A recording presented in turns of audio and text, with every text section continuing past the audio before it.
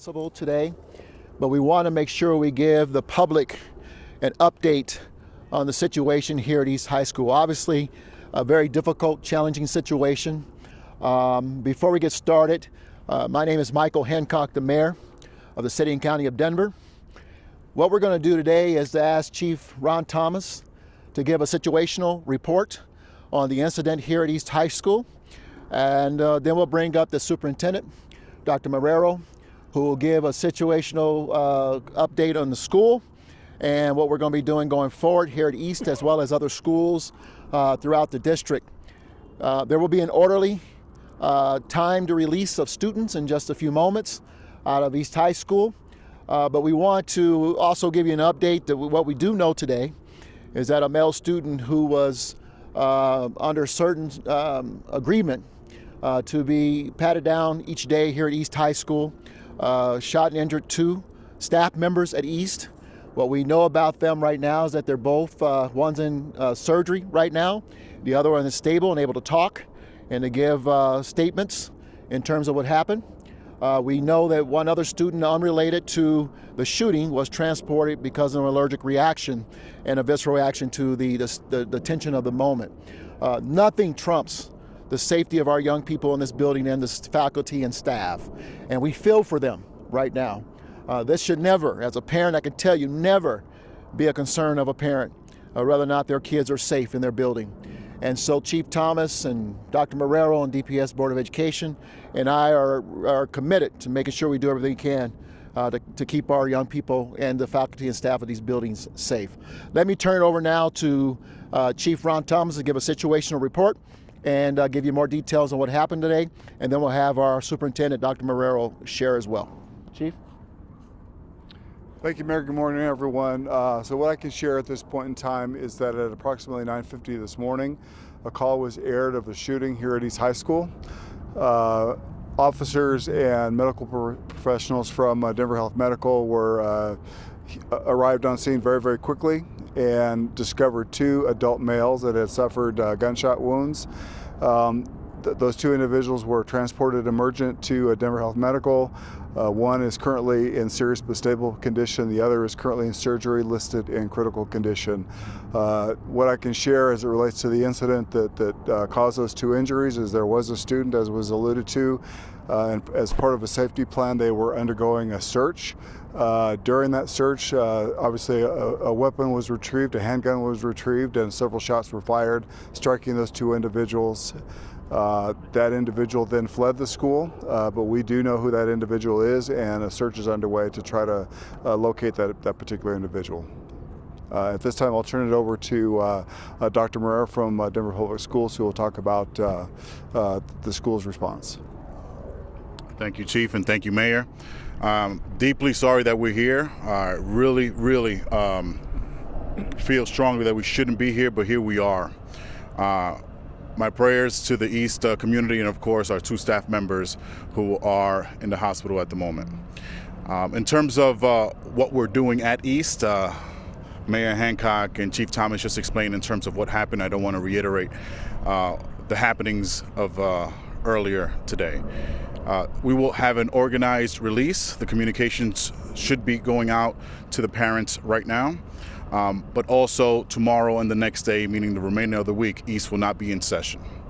In terms of what we can expect at East from here until the end of the school year, in collaboration with Chief Thomas and support of our mayor, also communicated this to the Board of Education, that we will have 2 armed officers here at East until the end of the school year.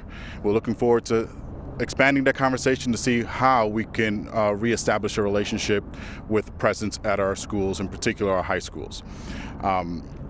In terms of the Board of Education, I believe that they're going to make themselves available tomorrow in lieu of our board meeting. That would be an opportune time to have a conversation in terms of what safety looks like in our schools from here on out. En breve, en español, lo que pasó está el día de hoy, no sé si fue por la mañana, un estudiante que nosotros recibimos en enero de otro distrito llegó armado, 2 oficiales o personal de la escuela se confrontaron y él disparó a los dos. Los dos adultos están en el hospital y ahora vamos a comenzar Los niños se van a ir piso a piso a la casa. Mañana hay escuela aquí en East y el viernes tampoco. La semana van a tener libre. Vamos a tener 2 miembros de la policía aquí hasta el fin de la temporada, hasta junio. Y ojalá podamos hacer eso en la otra escuela. Yo creo que tengo el apoyo de la Junta de Educación, pero mañana a las 4:30, la Junta de Educación está disponible para contestar o explicar el plan sobre la policía. Muchas gracias. Let me just say 2 things. One is a related situation. Paramedics were in the building when the shooting occurred, and they were able to immediately begin to administer support and treatment to the individuals who were wounded, and that I think will play a huge role in their ultimate recovery from this. And again, we'll keep them in our prayers. But we want to thank our first responders, our EMTs, our firefighters, and certainly our police department who were on the scene within minutes of this incident occurring. And then finally, before we go to question and answer, to the parents, I want to share with you that I've had a chance to talk to a couple of them who are here, obviously. They're frustrated and they're angry, as they should be. And again, those of us who are parents and have young people in this building, we certainly understand their frustration and their pain. The faculty and staff are concerned. We must continue to work on addressing safety in our school buildings and in our city in general, and we will. We have never stopped with that. The police department have been working to have a presence outside of this building for quite some time. I think it's clear now that we need to do even more interdiction with our police officers inside the buildings in these type of situations. So right now, those are the circumstances we know with regards to the condition of the victims. We are looking for the suspect. We will find that suspect, and we will hold that suspect accountable for his actions this morning in placing everyone in danger and certainly wounding the 2 staff members who were doing their job and trying to keep everyone safe at the time. So we'll open up for question and answer. Please ask directly who you're talking to so we can get them to the mic. Yes, sir. A minute of questions. Yes, okay. We have brief time because we want to make sure we get this order released. Go ahead. Chief Thomas, could you please give us more details? You said the suspect was being patted down when the shooting happened. Did the person grab the gun? Walk us through that, if you can. Well, a lot of those details will be. Can you share details of the behavior plan? Sure. So a lot of those details will be available to us after a more in-depth investigation, but what I can share with you is this particular student actually had a safety plan that was in place where they were to be searched at the beginning of the school day every day. They had been searched previously to today and had never had a weapon on them before. However, today, during that search which took place away from other students, away from other school staff, they did produce that weapon and fire shots. And where did that patting down take place? Is that the entrance of the school or where? It occurred in the front of the school, in the office area, again, away from students and other school staff. Anyone else? Yes. Can we say if they were teachers or because faculty members, maybe specifics of what their role was inside of his high school? So they were deans, they were school administrators. School administrators. Thank Yes. Here. you. Who was doing the patting down? Again, it was the school administrators. Yes. Chief, in terms of the suspect, is this a current student at East High School, and is this person under the age of 18? Yes, under the age of 18, current student of East High School. Chief, how many students at East High have been? I couldn't share that with you. I mean, I imagine that there are students that have various safety plans in place that result in certain interactions with school staff. What leads, this is Noel, what leads to a school safety plan? Like, how does a student get messaged? Yeah, I think, It's particular for each individual. yeah, certainly it's particular to each individual student, yes. Not at liberty to share, I'm sorry. Yeah, I don't want to share that again. That's, we're talking about juveniles, we're talking about students in school that have been allowed to participate in school activities. Chief, other parents might want to know why. Mayor, they last can't question, be given 10 minutes. details as to what qualifies a student for a safety plan. Is the district willing to share that for the city? Sorry, we cannot. Bound by FERPA, we cannot disclose any particulars about any student individual plan, whether it's academic or behavioral. And Specific student, in general, like what happened? Sure. It's very nuanced and it's particular. They're individuals, so it's based on past behavior, and that's as far as I can feel comfortable saying. So it's as a result of previous behavior. Is there something that you can say though to parents out there who are listening to this and they hear the word nuance and they can't get details, but they want details regarding their children's safety? Sure. It's past educational and also behavioral experiences that each individual student may have exhibited in the past. Is this a system that takes place in more than just East High School, this safety plan that you have? Can you tell me how many schools do this in the district? This is common for all schools in all districts.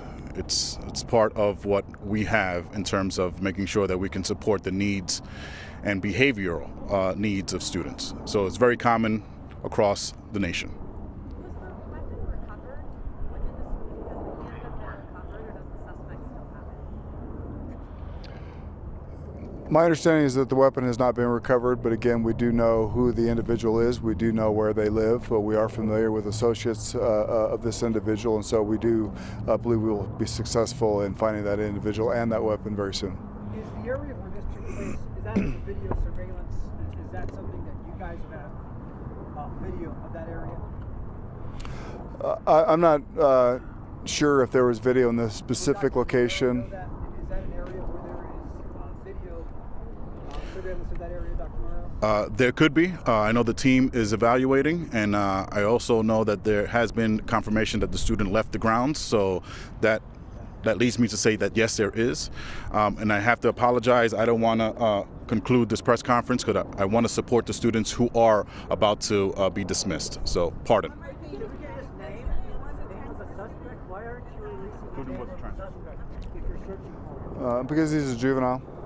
But is there a danger to the public if this juvenile ran with a gun to area? Is there still a threat to the public? Take care. Certainly it's a concern that we have an individual who is not in our custody at this time who is armed with a weapon and has actually used that weapon. So we certainly do recognize that there is a concern.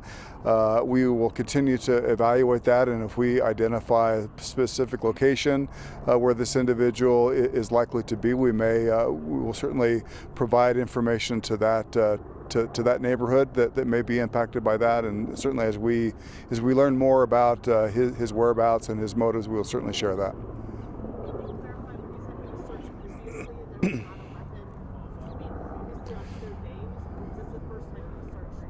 No, so there was a regular protocol with this particular student that involved a search of his person, and previous searches of his person on previous days did not result in the location of a weapon.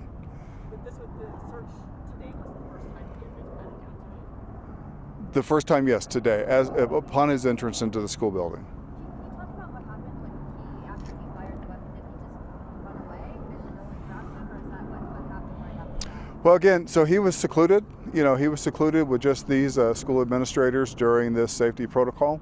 And so he did flee that location where the search was taking place and was able to get out of the school before anyone else was able to secure or subdue him.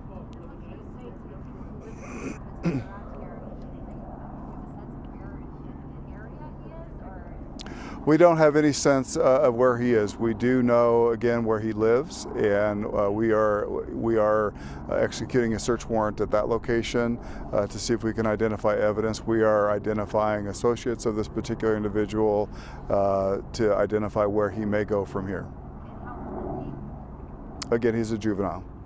Were there paramedics already in the building there? Is that what you were saying, that there were already paramedics here? Were they here for a career day, or what? No, they were here for an unrelated medical response, and I think it was related to the young lady who was already sick when they came. Yes. Where they were shot, and then there was a third student who was already being treated. She was being treated in the building at the time. Paramedics were responding to her, and this came in my conversation. I went to the hospital once this happened to be there when the victims came in, and so I had a chance to speak to the paramedics. They were already in the building, and so they were able to immediately administer support and treatment to those who had been wounded, and begin the process of calling in additional support. So that hopefully will help in their recovery. Okay. Chief, is the crackdown something that a school resource officer would they still existed in the schools would have been doing rather than the deans? Not necessarily, no. So I think that we don't want to have negative interactions with students and officers. So no, I don't think that it would have been appropriate for officers to have done that type of activity. What would you say to the East High School community? What can I say? Yeah, well, what can you say again? This is another situation. Yes, a very troubling situation. This school has gone through a tremendous time over the last year or so, and we, I think, have been responsive to that.